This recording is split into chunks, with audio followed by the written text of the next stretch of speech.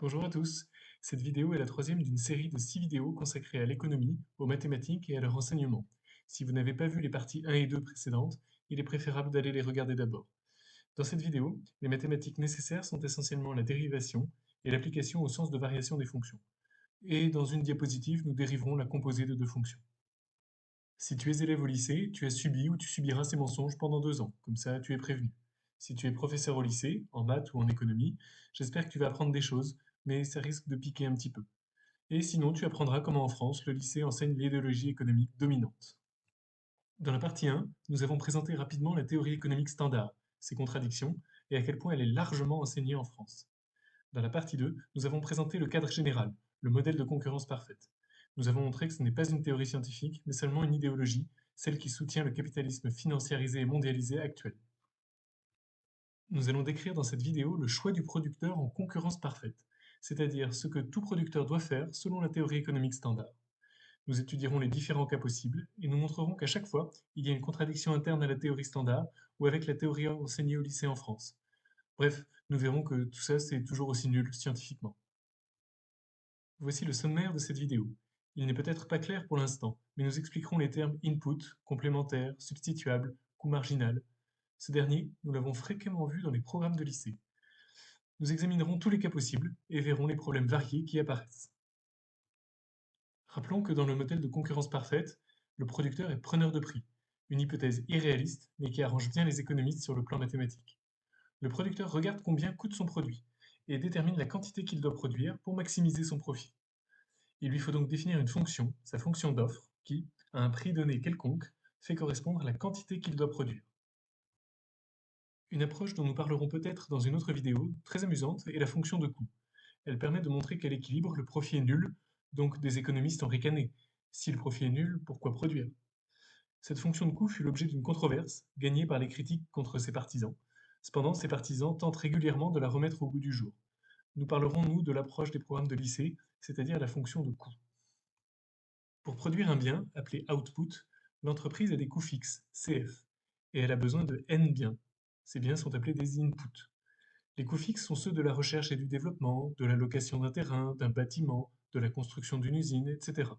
Ce sont les coûts qui ne dépendent pas de la quantité d'output produit. Pour produire une quantité Q d'output, il faut une quantité QI de Q du bien numéro I. On définit le coût total comme la somme des coûts fixes et des coûts variables de tous les biens, PI étant le prix du bien numéro I. CT est une première fonction de coût fondamentale dans le modèle de concurrence parfaite. Prenons un exemple. Si on fabrique une chaise, il faut X heures de travail et une quantité Y de bois. Mais on ne peut pas remplacer du travail par du bois ou inversement et obtenir la même chaise. Les inputs, le travail et le bois, sont dits alors complémentaires. C'est lorsque l'on ne peut pas remplacer une quantité de l'input I par une quantité de l'input J. Dans le cas contraire, les inputs sont dits substituables. Il n'est vraiment pas sûr que cela arrive, et pourtant c'est une hypothèse irréaliste, une de plus, systématiquement faite par la théorie standard. Nous allons donc examiner les deux cas possibles. Soit tous les inputs sont complémentaires, soit il existe des inputs substituables. On verra que connaître le prix pour le producteur ne lui permet pas en général de savoir quelle quantité produire, sauf au prix d'une nouvelle hypothèse irréaliste, une de plus. Commençons par le premier cas, celui des inputs complémentaires. On cherche à produire une quantité Q d'output. Alors la quantité de chaque input est proportionnelle à Q. On note alpha i, le coefficient de proportionnalité, et on peut donc écrire QI égale alpha i fois Q. On peut alors calculer le coût total en fonction de Q. On trouve que c'est une fonction affine de Q. CF égale petit a fois Q, où petit a est la somme des coefficients PI alpha i. On peut alors aussi calculer le coût moyen, Cm de Q égale CF sur Q plus A. Notons P le prix unitaire de l'output imposé au producteur. On peut calculer son bénéfice ou profit en fonction de Q. C'est la recette totale P fois Q moins le coût total. Ainsi, B de Q égale P moins A fois Q moins CF. Deux cas se présentent. Si P est inférieur ou égal à A, le bénéfice est négatif, on ne produit rien. Si P est strictement plus grand que A, alors le bénéfice est croissant et tend vers plus l'infini. Dans le cas P strictement plus grand que A seulement, l'entreprise a intérêt à produire. L'entreprise a intérêt à faire une offre infinie. En réalité, bien sûr, ça ne se passe pas comme ça. Elle fait des offres de marché pour déterminer les capacités de production nécessaires et produit. Conclusion, la connaissance de tous les prix ne suffit pas à déterminer la quantité à produire. La théorie standard ne peut rien dire de plus. Elle fait donc l'hypothèse que les inputs sont substituables pour exclure ce cas. Nous supposerons donc cela dans tout le reste de cette vidéo.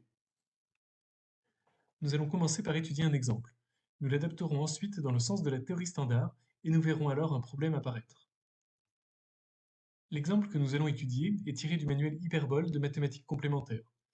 Notons que l'encadré affirme sans sourciller toutes les âneries du choix du producteur. Une entreprise fabrique du parfum, on donne sa fonction de coût total, grand C. Nous allons répondre à la question 1, très banale, puis nous irons plus loin encore dans le sens de la théorie standard.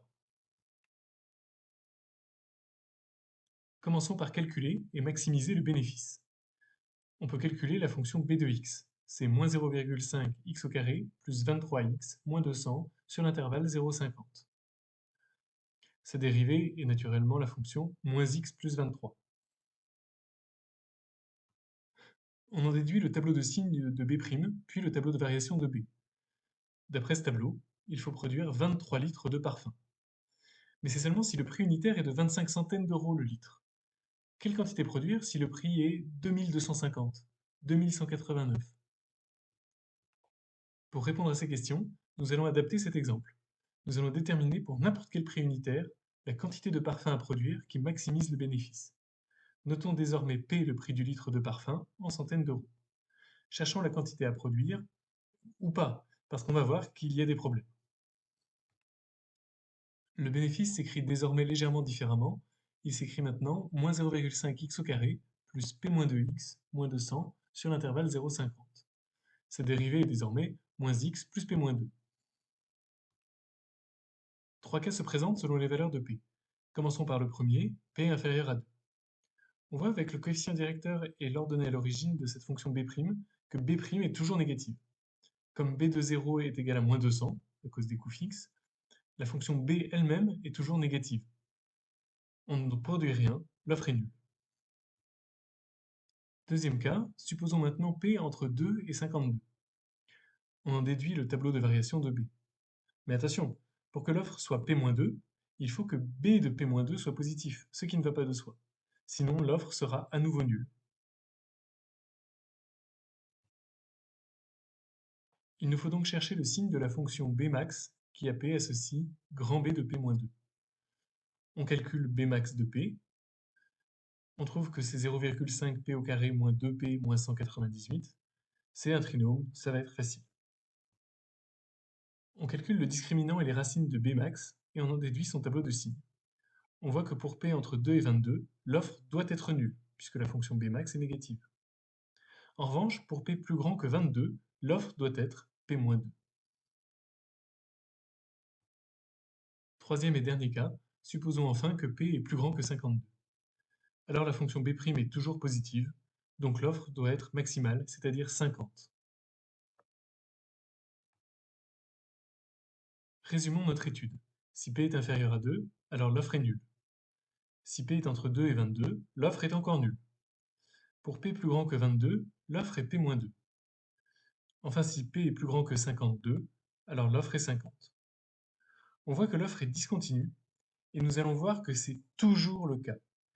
Si vous ne voyez pas quel programme du lycée cela contredit, on en reparle plus tard. Étudions maintenant le cas général. On appelle coût marginal le coût de production d'une unité supplémentaire. Et comme d'habitude, on l'assimile à la dérivée du coût total. Cm égale Ct'. Notons que cela implique que les quantités sont infiniment divisibles, une hypothèse systématiquement faite par la théorie standard. Le bénéfice est toujours la recette moins le coût. Donc B de Q égale P fois Q moins CT de Q. Sa dérivée est donc B' de Q égale P moins Cm de Q. Si on suppose le coût marginal monotone, il y a trois cas différents. Il peut être strictement décroissant, constant ou strictement croissant. On va voir que dans les deux premiers cas, l'offre est toujours indéterminée, et donc la théorie les exclut pour s'intéresser au dernier cas seulement. Voyons graphiquement ce que cela donne. Rappelons-nous pour cela que B de 0 est toujours négatif, car B de 0 égale moins CF, les coûts fixes. Supposons d'abord Cm décroissant. Alors B' est croissante, et donc B est convexe. Elle n'a aucun maximum sur R plus étoile. Dans tous les cas, l'offre est infinie ou nulle, donc indéterminée. Supposons maintenant Cm constant. Alors B est affine, elle n'a aucun maximum sur R plus étoile, l'offre est encore infinie ou nulle, donc indéterminée. Supposons enfin Cm croissant. Alors B' est décroissante, et donc B est concave. Si B' s'annule, alors il y a un unique maximum sur R plus étoile, et dans ce cas, l'offre est uniquement déterminée. Bien sûr, c'est ce cas qui intéresse la théorie standard. Nous avons dit que la théorie standard excluait les deux premiers cas des variations de Cm. Comment le fait-elle? Eh bien, elle va faire des hypothèses qui semblent réalistes. Mathématiquement, ce sera l'ensemble de production est une partie convexe fermée non vide. Nous détaillerons en partie 6 ce que cela signifie. Bref, elle suppose que le coût marginal est croissant, et ainsi l'offre est déterminée de manière unique par la connaissance du seul prix. Seul problème, comme souvent avec la théorie standard, cette hypothèse est irréaliste. Alan S. Blinder, ex-vice-président de la Réserve fédérale des États-Unis, a mené une étude sur 200 entreprises représentant 85% du PIB états-unien. Il écrit que les réponses sont stupéfiantes. Seuls 11% des firmes rapportent que leurs fonctions de coûts marginaux sont croissantes. Steve Keen, lui, parle de 150 études, selon lesquelles la grande majorité des entreprises exhibent des coûts marginaux soit constants, soit décroissants. On voit que cette hypothèse de coût marginal croissant est rarement satisfaite dans la réalité. Néanmoins, faisons-la avec la théorie standard, on va supposer que le coût marginal est strictement croissant. Il a donc une limite en plus l'infini, soit plus l'infini, soit une limite finie. Détaillons le premier cas. Nous supposerons le coût total de classe C1, c'est-à-dire dérivable et que sa dérivée est continue, et notons Pmin égale Cm de 0. À nouveau, nous allons distinguer des cas selon les valeurs de P. Premier cas, nous allons supposer que P est inférieur à Pmin. Alors on voit que B' est toujours négative. Mais B de 0 égale moins CF, donc B elle-même est toujours négative. On ne produit rien, l'offre est nulle. Deuxième cas, supposons maintenant P supérieur à Pmin. Pmin est égal à Cm de 0. Donc l'équation Cm de Q égale P a une unique solution, que l'on peut noter Qmax de P, d'après le théorème des valeurs intermédiaires. On en déduit le tableau de variation de B à droite. Mais attention à nouveau, pour que l'offre soit Qmax de P, il faut que B de Qmax de P soit positif. Sinon l'offre sera à nouveau nulle. Cherchons donc le signe de la fonction Bmax qui à P associe grand B de Qmax de P. On en déduira l'offre pour P supérieur ou égal à Pmin. Bmax est la composée de grand B et Cm-1. Dans le deuxième cadre, Bmax égale PCm-1 de P moins Ct de Cm-1 de P. Le premier terme est un produit de fonctions, on peut le dériver facilement. Le deuxième terme, la composée de deux fonctions, et on le dérive également. On obtient finalement que Bmax' de P égale tout simplement Cm-1 de P. Bmax' égale Cm-1. Mais rappelons-nous que le coût marginal est croissant, donc sa réciproque aussi. Bmax' est donc elle aussi strictement croissante sur Pmin plus l'infini. On peut calculer Bmax de Pmin. On trouve moins Cf, et donc on voit que Bmax de Pmin est négatif. On va supposer par ailleurs quand même que le bénéfice maximal a des valeurs positives, sinon l'offre est identiquement nulle et on n'en parle plus. Vu les hypothèses faites, Bmax prend donc des valeurs négatives et positives. Elle est continue et strictement croissante. D'après le théorème des valeurs intermédiaires, il existe un unique P0, tel que Bmax de P0 égale 0. Alors résumons l'étude. Pour P entre 0 et Pmin, l'offre est nulle. Pour P entre Pmin et P0, l'offre est encore nulle. Et si P est plus grand que P0, l'offre est Cm-1 de P. On voit que l'offre est nulle sur un voisinage de 0 et toujours discontinue. En particulier, elle n'est jamais affine. On verra quel problème cela pose pour la soi-disant loi de l'offre et de la demande. Toujours dans le cas où le coût marginal est croissant, disons un mot du cas où la limite est finie. Il n'y a qu'à ajouter une ligne de plus, et on obtient une courbe qui a les mêmes défauts que précédemment pour la théorie standard. La fonction d'offre est toujours discontinue, jamais affine. Une remarque, dans certains exercices, on cherche parfois l'optimum technique. C'est la quantité qui minimise le coût moyen. Si l'on dérive le coût moyen, on voit que lorsque le coût moyen est égal au coût marginal, la dérivée est nulle, et donc le coût moyen est minimal. Ainsi, la théorie standard fait des hypothèses totalement irréalistes. Le producteur est preneur de prix, les inputs sont substituables, alors que dans la réalité ils sont complémentaires, le coût marginal est croissant, alors que dans la réalité cela concerne peut-être 11% des entreprises. Sous ces hypothèses seulement, le prix permet de déterminer la fonction d'offre du producteur. Des programmes de lycée, celui de mathématiques en première par exemple, font les mêmes hypothèses et supposent en outre que la fonction d'offre est affine. C'est une contradiction mathématique flagrante avec ce que nous venons de démontrer de la théorie standard.